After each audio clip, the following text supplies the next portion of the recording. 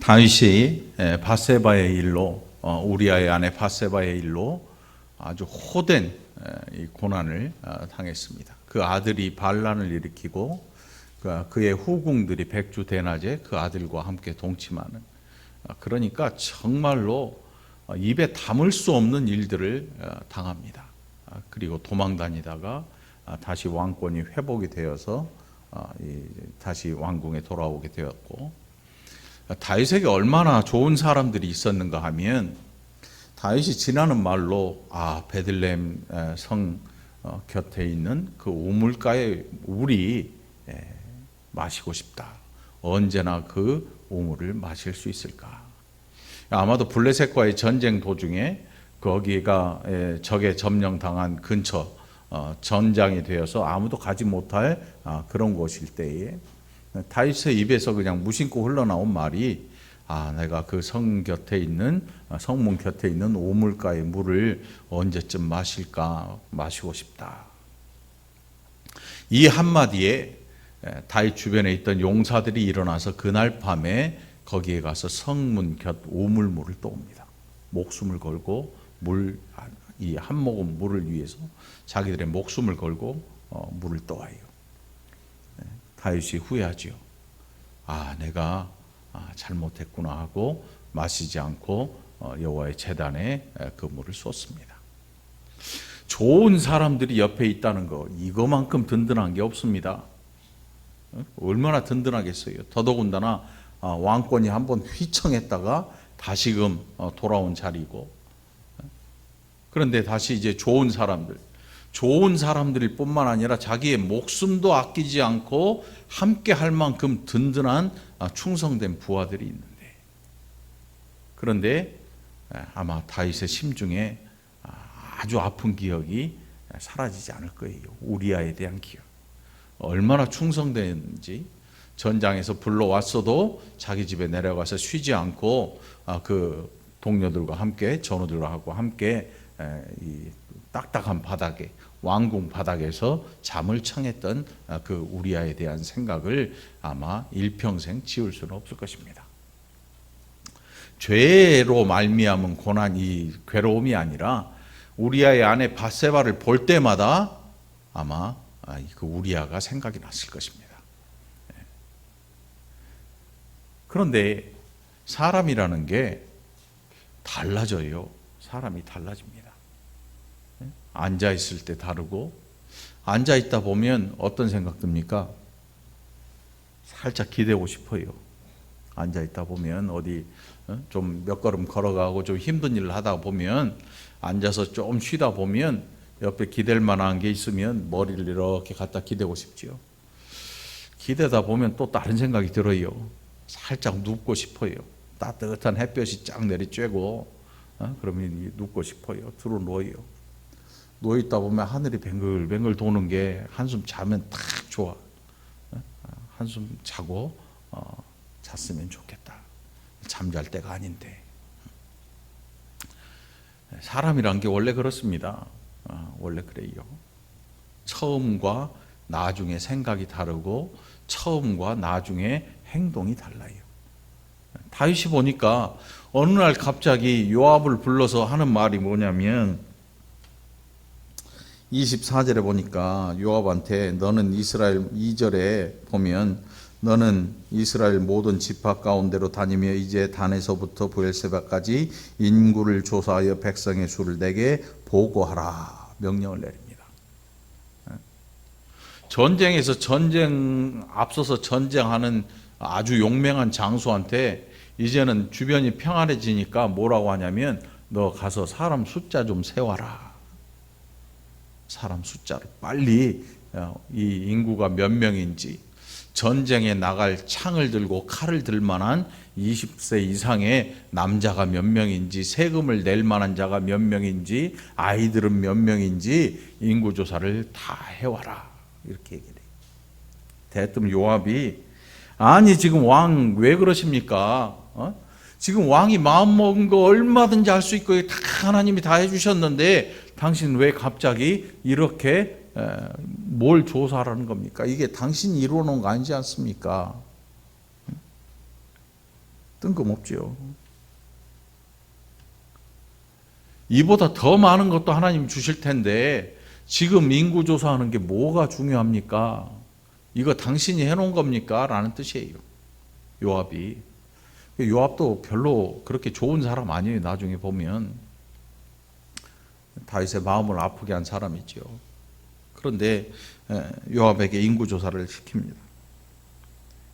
그러니까 이제 병력이 별로 할 일이 없어요. 전쟁이 없으니까 국방, 변방 수비하고 뭐 그런 일에 쓰임을 받으니까 요압이 군대를 다 보내가지고 이 인구 조사를 해가지고 옵니다. 그때 이 24장 1절에서 뭐라고 하냐면 여호와께서 다시 이스라엘을 향하여 진노하셨다 그래요. 그래서 그들을 치시기 위해서 다윗을 격동시켰다. 가서 이스라엘과 유다의 인구를 조사하게 하셨다. 이게 마치 다윗을 하나님께서 인형처럼 부리고 계셨다 뭐 이런 뜻으로 해석하면 이게 안 되는 거예요. 이게 무슨 뜻이냐면 다윗이 하나님의 말씀에 순종하려고 했을 때에는 죄와 싸웠어요. 우리의 마음이 늘 하나님을 향해 있을 때에는 우리가 우리에게 다가오는 유혹들과 죄의 유혹에 대항하여서 싸워요. 그런데 사람이 죄의 낯을 누리다 보면 싸울 의지가 사라져버려요. 싸울 의지가. 이게 무서운 게 뭐냐면 중독되면 그렇게 돼요. 즐거움이나 뭐 어떤 일에 한 가지에 푹 빠져들면요 중독이 돼요. 그 중독이 되면 그 악한 일에 대하여서 대항할 의지가 사라져 버리는 거예요. 도박, 마약, 알코올 중독 이런 것들 말이죠. 그런데 이것뿐만이 아니에요. 여러분이 잘 아는 김유신이라는 신이라는 그 신라시대 장군이 있잖아요. 나중에 어떤 일을 해요? 자기가 타고 다니던 에마의 목을 쳐버렸다 그래요. 말도 중독이 돼요. 요즘 같으면 승용차를 박살을 내버린 거야. 말을 타고 가는데 말이 자동으로 기생집으로 향하는 거지. 말이 맨날 가던 길이니까 오토 자동으로 입력이 돼 있는 거야. 이랴 했더니 말이 자동으로 기생집을 향해 가는 거지. 화가 나가지고 다시는 안 간다고 말을 목을 잘라버렸는데 말만 억울한 거지. 차는 왜 때려 부시냐고 자기가 그래 놓고. 요즘 어마어마한 재산이에요. 그 말 목을 쳐서 말을 죽여버리고 자기가 걸어서 이제 집으로 가는 거죠. 다른 곳으로. 이 다윗에게 있어서 하나님은 누구였는가 하면 사울을 그 원수 같은 사울도 죽이지 않을 만큼 위대하신 하나님이었거든요. 죄도 없는데 자기를 쫓아와서 죽이려 하고 수도 없이 죽음의 위기로 몰고 가는 사울 죽일 기회가 몇 번이나 있었는데 죽이지 않을 만큼 의지하는 하나님이었단 말이에요.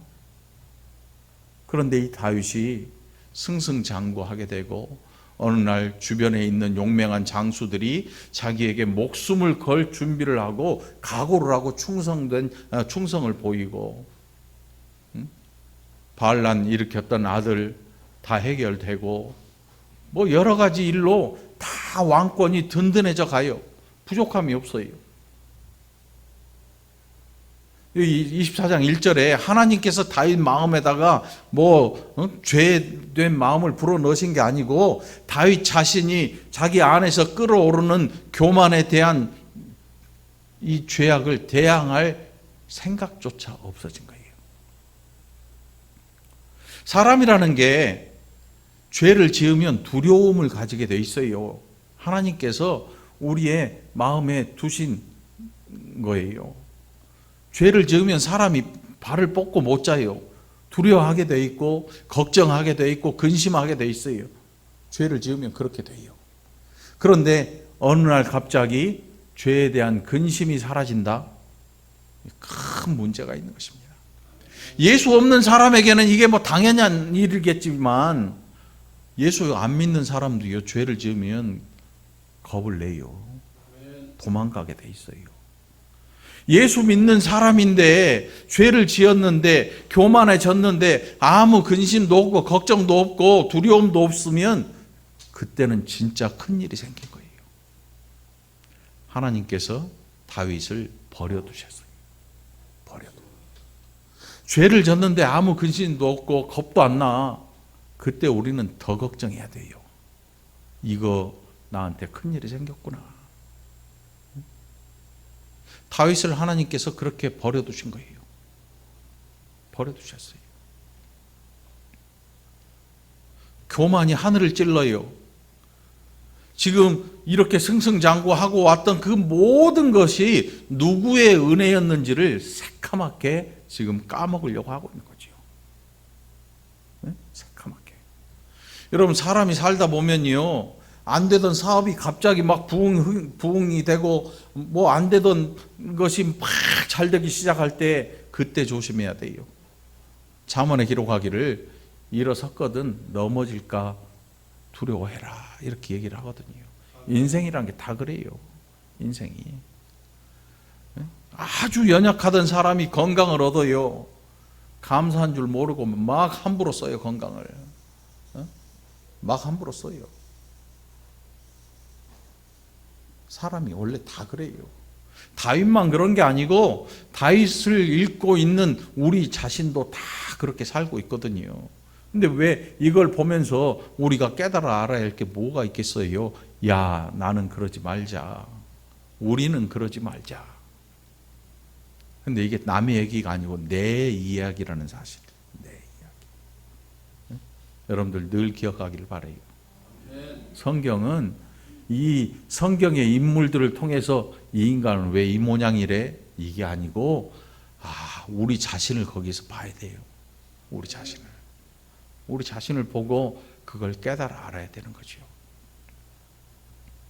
하나님께서 다윗을 놔두세요. 그냥 죄를 짓는데 그 안에서 뭔가 두려움이나 이런 게 일어나지 않고 여태껏 했던 모든 것이 하나님의 은혜 같지 않고 마치 내가 원래 그런 능력이 있는 사람처럼 여겨져서, 원래 왕인 것처럼 여겨져서 이제는 내가 가진 힘이 어느 정도 되나 테스트 해보고 싶은 거야. 하나님 앞에서 우리 자신이 하나님을 의뢰하지 않는다고 나타나는 증거가 뭐냐면 자기를 의지하기 시작해요. 슬슬. 사람이 가장 의지하는 게 뭐예요? 많은 사람과 많은 물질, 이런 것들을 의지해요.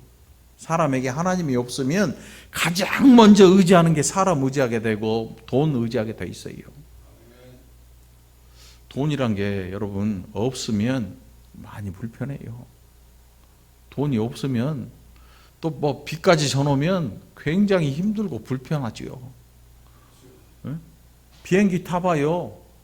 저 비즈니스석 또 그 안에 VIP, 이 뒤에 일반 항공석에 한 10배 비싼 그런 비행기, 제주도 가는데 맨 앞자리 그 한 6자리 있는데 그 비행기 싹시 한 60만 원, 70만 원대. 비쌀 때는 100만 원이더라고. 근데 100만 원 아무것도 아니야. 저 외국 나가는 항공사들 그 정말 기가 막힌 영화에서나 보는 그 회장들 타고 다니는 데 있잖아. 그거는 버튼 누르면 의자가 찡, 이발소 옛날 의자처럼 면도 의자 넘어가는 것처럼 쫙 넘어가요. 하면 밖에서 그 승무원이 부닥닥 들어와요. 불편하신 게 있나요? 얼마냐면 800만 원, 1000만 원 가더라고. 돈이 많다는 거는 굉장히 편한 거야. 돈이 많으면요, 여기서 부산까지 운전 안 하고 가도 돼. 김기사 운전해 이러고 가는 거야. 부산까지 가. 나 일 보고 나올 테니까 어디 있다가 전화하면 와. 몇 시까지 와 이렇게 해놓고 일 끝나면 다시 김기사 운전해 하고 다시 가는 거야, 집으로. 엄청 편해. 빨리 가면 천천히 가게 하고 급하면 야 조금 더 빨리 가봐. 편해. 돈이 없으면 엄청 불편해. 그래서 사람들이 가장 먼저 의지하는 게 뭐냐면 돈, 물질. 없다가 확 많아지면 타락하기 가장 쉬운 게 물질이고요. 엄청 많다가 왕창 없어져 버리니까 그걸 감당 못하고 자기 생명을 해야 하는 사람도 있어요. 별별 사람이 다 있어.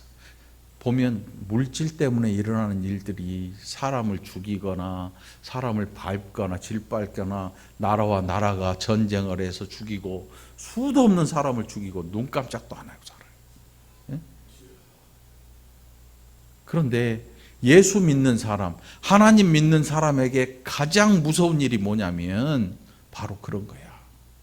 하나님을 의지할 때는 돈도 하나님 다음이고 사람도 하나님 다음이고 모든 것의 최우선이 하나님이었을 때는 그런 일이 잘 안 생겨요. 우선순위가 바뀌고 나니까 무서운 일이 생기는 거야. 갑자기 내가 해왔던 모든 일이 나 때문에 다 잘 된 것 같고 다 잘 된 것 같아. 주변에 충성스러운 부하들도 내가 잘나서 다 나를 좋아하는 것 같아.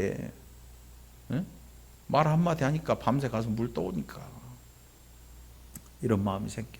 하나님께서 그래 그러면 해봐라 놔둬. 그러다가 하나님께서 선지자를 보내십니다. 너 왜 그렇게 사니? 네가 지금 이루어 놓은 게 네 손으로 한 게 뭐가 있는데 한번 봐봐라. 지금부터 내가 3가지를 얘기할 테니 그 중에 하나를 꼽아봐. 응?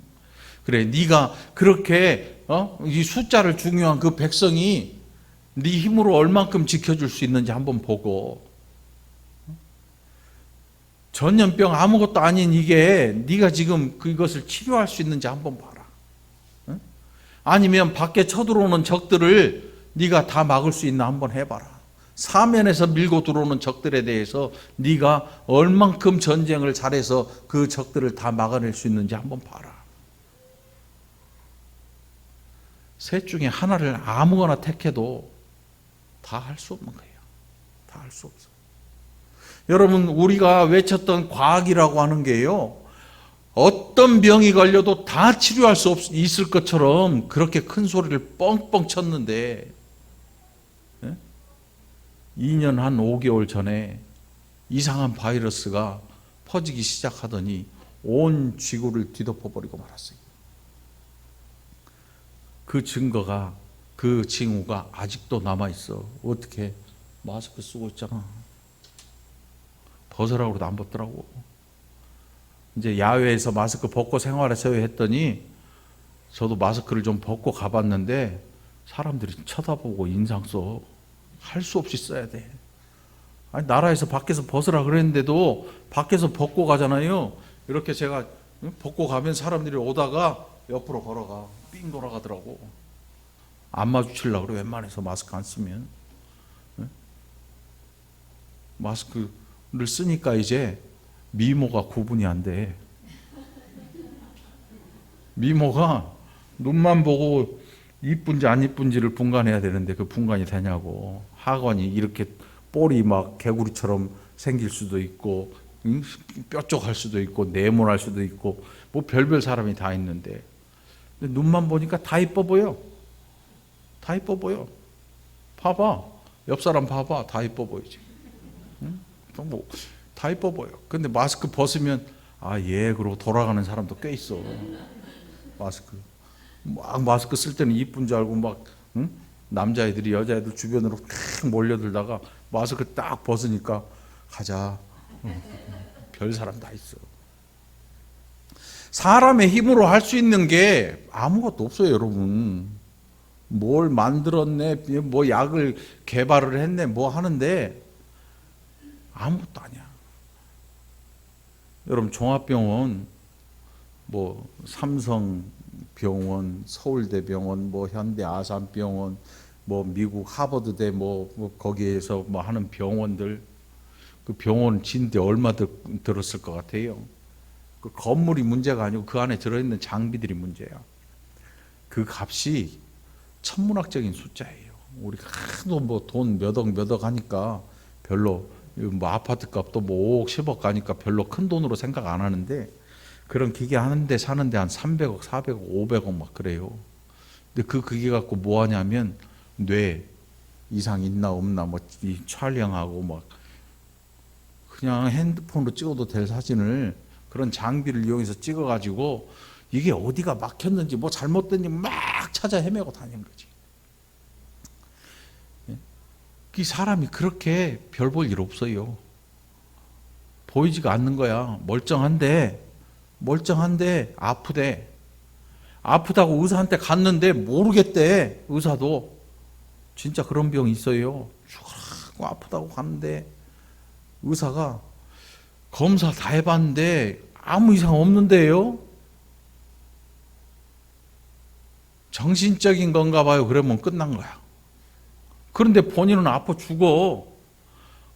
아파. 여기도 아팠다가 저기도 아팠다가 머리도 아팠다가 막 아파 죽겠는데 의사는 검사 다 해봤어요. 막 서울대병원 뭐 다 다녀보고 했는데 모르겠대. 모르는 게 아니고 이상 없대.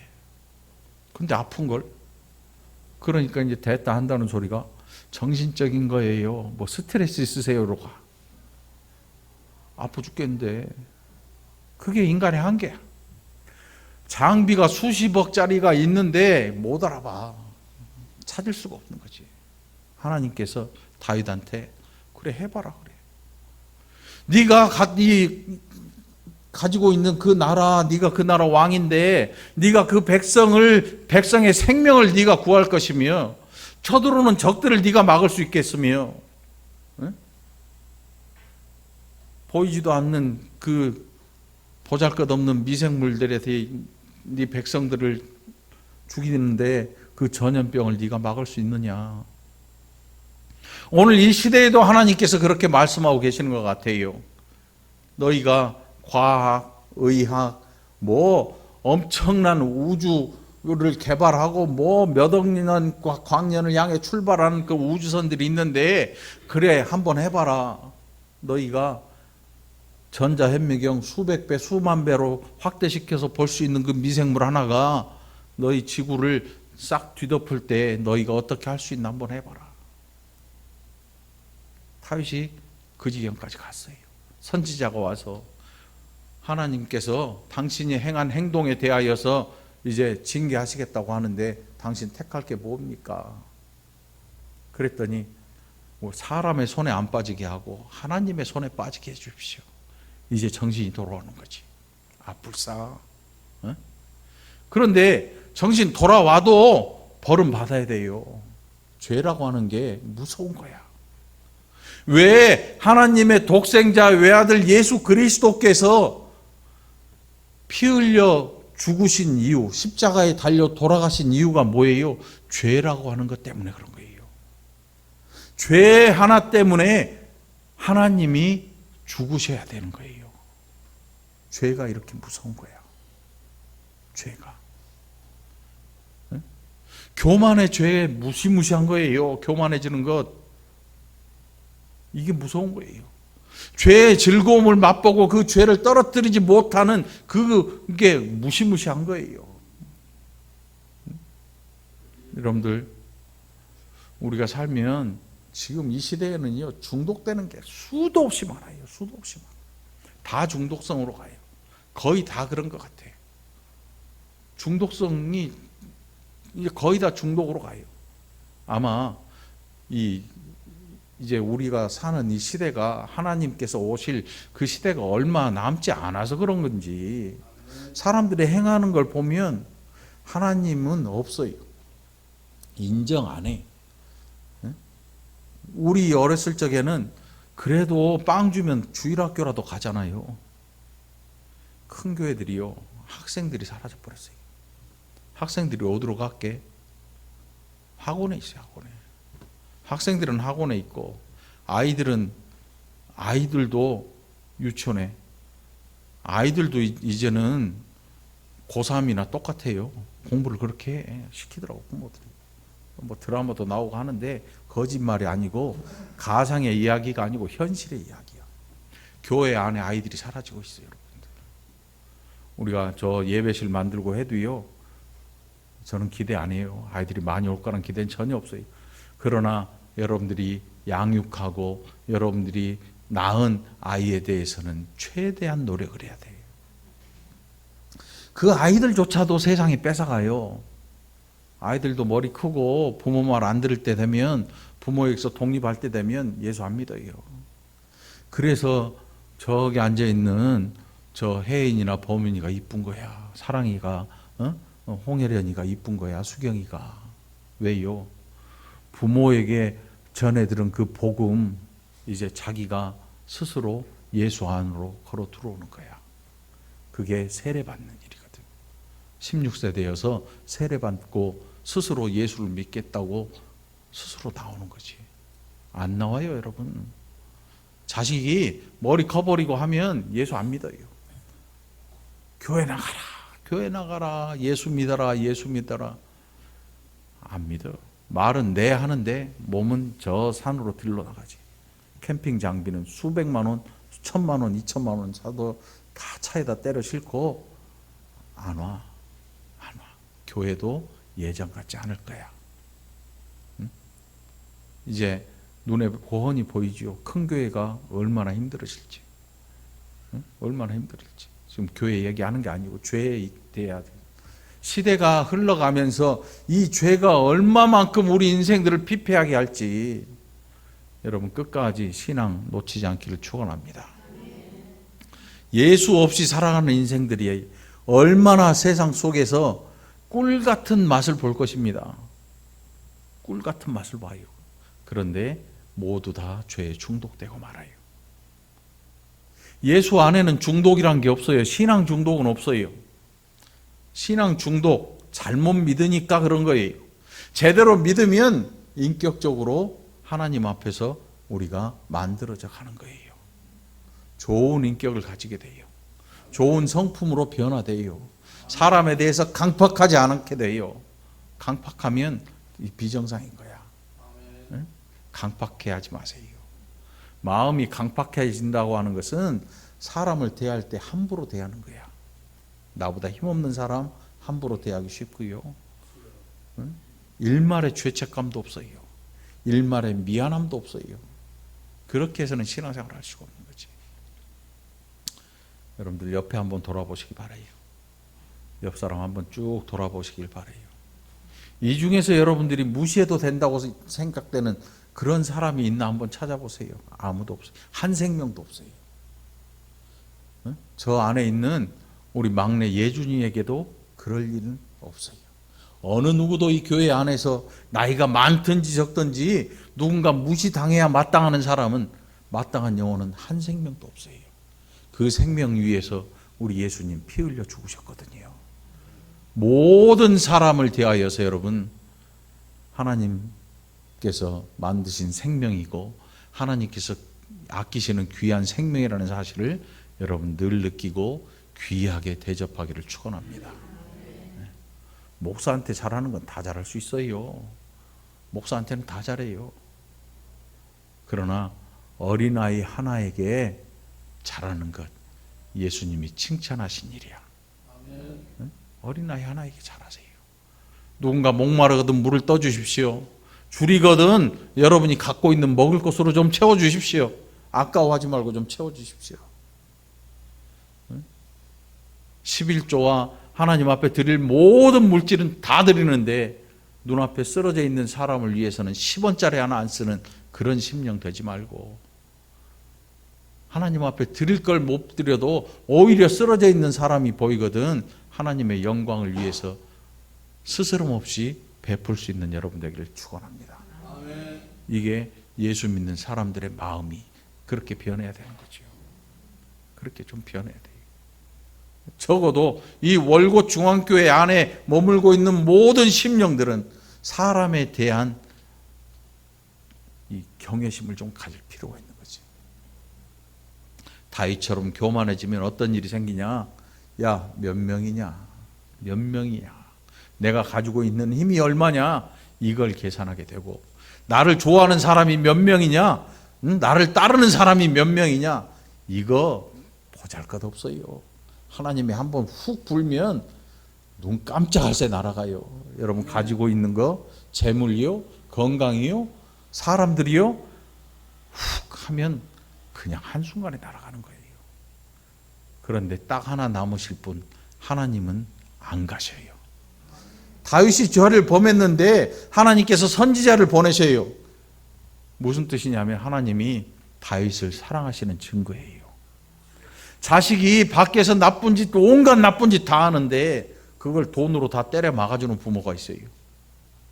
그 부모는 자식을 사랑하는 게 아니고 죽이고 있는 거야. 하나님이 사랑하는 자녀들의 특징이 뭐냐 하면 죄의 길로 갈 때 처음에는 어떠나 보자 놔뒀다가 안 되겠다 싶으면 그냥 한대 후려치시는 거지. 너 그렇게 살지 마. 후려치시는 거예요. 어떤 사람들은 하나님이 내가 11조 안 했더니 때리시네 이렇게 얘기하는데 돈 때문에 때리시는 게 아니고 죄 때문에 치시는 거야. 정신 번쩍 차려야지. 번쩍 차려야지. 응? 선지자가 찾아왔을 때 다윗이 살아난 거예요. 그리고 자기의 죄를 아는 거지. 해놓고 보니까 아닌 것 같아. 해놓고 보니까 이거 정말 아닌 것 같아. 여러분들 이게 우리 한 사람 한 사람에게 없는 일이 아니에요. 없는 일 아니야. 어느 순간 보고 뒤돌아보면 저만큼 가 있는 거예요. 저만큼 가 있어요. 하나님이 음성 들려주실 때, 여러분 주변에 있는 누군가가 여러분이 듣기 싫어하는 소리를 할 때 그때 번쩍 정신을 차려야 돼요. 응? 너는 예수 믿는 사람이 왜 그렇게 사냐라고 누군가 여러분들 향해 이야기할 때 그 사람이 불신자이라도 그 소리를 들을 줄 알아야 돼요. 아이가 와서 교회 진짜 다니는 거 맞아요라고 얘기할 때 우리는 그 소리를 하나님의 음성으로 들을 수 있는 귀가 열려 있어야 되는 거예요. 들으시기 바랍니다. 나이 들면 요즘 이제 노래도 좋잖아. 내 나이가 어때서 100세 인생, 100세 청춘, 120세 뭐 얘기해요. 지금 120세. 100세 넘은 분 우리나라에 이제 많아요. 많아졌어요. 우리 교회 이제 젊은 사람들이 점점 줄어들어. 젊어봤자 이제 한 수경이나 지영이나 20몇 살 점점 이제 이 세대가 없어져. 밑에는 없어지고 위에 세대만 쭉 올라가. 그러다 보면 어떻게 돼? 나이가 이제 많이 들어. 80 많은 거 아니야. 우리 한고사님 80대잖아요. 제가 이제 이름도 지어줬잖아. 옥순 80. 전형 노을 지금 가수 있잖아요. 옥순 80인데 여기는 옥순 80이야. 이제 81세 2세대 가고 우리 장 권사님은 90세 넘으셨잖아요. 지금. 김노계 권사님도 90세 넘. 나이를 들어간다고 하는 거는 참 멋진 일이에요, 여러분. 멋진 일이야. 박순호 권사님 맞지요? 나이 들어간다고 하는 거 추한 게 아니에요. 멋져요. 성경에 백발은 이거 참 멋진 일이에요. 그런데 중요한 건 성경에서 말하는 멋진 나이들, 멋지게 나이 들어가야 돼. 멋지게 들어가야 돼. 나이가 들어도요, 멋지게 들어가야 돼. 여러분 자신을 스스로 만드시기 바라요. 여기 보면 젊네. 응? 여기는 젊어. 한 이제 80, 저기도 90, 좀 있으면 80도 이제 청년처럼 보일 수 있어요. 응? 90도 있고 100살도 있고. 중요한 건요, 나이가 들면서 다른 사람 이야기를 안 들어요. 이게 중요한 거야. 이게 미쳐버리는 거야. 나이가 드니까 막 서로 자기 이야기만 해. 안 들어. 다른 사람 이야기는 안 중요해. 왜? 내가 이만큼 살았는데 더 들을 게 뭐 있냐 이거지. 이게 사람을 미치게 하는 거예요. 공동체를 미치게 하고요, 자기 자신도 미치게 만들어버려요. 다윗이 예수 믿은 지 꽤 됐어요. 오죽하면 그 23장 보면 다윗의 마지막 말이 기록되어 있으니까 다윗이 젊을 때가 아니에요. 나이 많이 들었을 때예요. 솔로몬이 자라나고 그러면서 이제 솔로몬에게 왕권을 넘겨주는 시기가 얼마 남지 않은 시기예요. 나이가 들더니 다른 사람 말을 안 듣는 거야. 그러니까 나이 든 사람들이 쭉 둘러 앉아 있으면 뭔 소리 하는지 하나도 못 알아들어. 왜? 제마다 목소리를 내서 서로를 향해서 얘기하는데 막 나는 얘기하고 있는데 10명 앉아 있으면 9명은 나한테 얘기하고 나도 9명한테 얘기하고 있어요. 전부 자기 이야기를 하는 거지. 아무도 듣지 않아. 예수를 제대로 믿으면, 멋진 백발의 나이를 갖고 싶으면 입을 닫고 귀를 열어야 돼. 입을 닫고 귀를 열어야 돼. 다윗이 입을 열어서, 귀를 닫고 입을 열어서 이 사단이 난 거야. 자기 생각에 멋지게 나이 든 것 같은데, 그러니까 지금 내가 가진 능력이 어느 정도 되나 보자 했더니 그게 죄가 되고 말았어요. 큰 죄가 되고. 누군가 그래요. 멋지게 나이 들려면 해야 되는 일이 있대. 입은 닫고 지갑을 열어라. 입 닫고 지갑을 열래. 응? 베풀고 살으라는 거지. 입을 자꾸 열면요, 주변에 사람이 점점 떨어져 나가요. 입을 다물고 말을 아끼고 지갑을 활짝 열고 베풀어 주면 여러분 외로움이라는 거 없어요. 예수 안에서 외로움 느낄 시간도 없어요. 외로움 느낄 시간도 없어. 입은 닫고 귀는 열고 지갑도 열고, 닫을 거는 입, 열 거는 여러 개. 여러분, 오늘 하나님께서 저와 여러분에게도 선지자를 보내십니다. 말씀하십니다. 귀를 열고 들으십시오. 입을 열어서 내 말 할 생각하지 말고 귀를 활짝 열고 선지자의 음성을 들으시기를 축원합니다. 그 안에 우리 인생의 바른 길이 있는 것입니다. 다시 행복한 신앙으로 돌아오기를 축원합니다. 기도합시다. 하나님 아버지, 감사합니다. 우리가 얼마나 교만해지는지, 알지 못하게 교만해져서 알지도 못하고 하나님이 된 것처럼 살아가고 있지 않았는지 우리 자신 스스로 돌아보고 이제 겸손히 하나님 앞에 우리의 귀를 활짝 열고 우리의 입술을 꼭 물고 하나님 음성을 듣고 행하는 자들이 되게 하여 주옵소서. 감사드리고 예수님 이름으로 간절히 기도합나이다. 아멘.